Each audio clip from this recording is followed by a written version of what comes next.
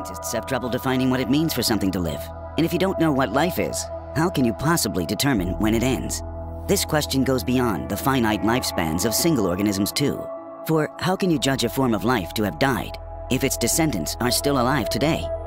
Are life and death outdated concepts, or will they become so one day?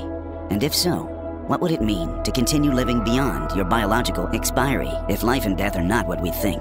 Then perhaps reality isn't all it seems either. The simulation hypothesis tells us that human beings might exist inside a virtual world that has been constructed by another being. In this instance, death would be of the virtual self, nothing more. Your presence in this reality consists of an avatar that is separate to you, whatever you are. It can be killed. It can live forever. It is not your true form any more than you are Trevor Phillips when you're bashing that hooker's head in GTA 5. The idea of living in a virtual world before passing to a real world is not too dissimilar to the religious concept of an afterlife. Both say this existence is temporary and that it's ruled over by its creator. And it is also assumed that you are being judged based on your actions. When you leave, what happens next is determined by what kind of life you've led. Admittedly, in one of these scenarios, if you sin, you burn forever in fiery pits of excrement.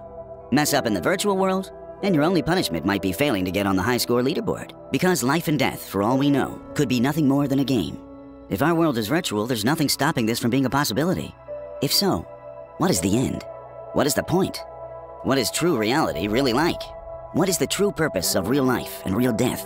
And is there any coming back from it?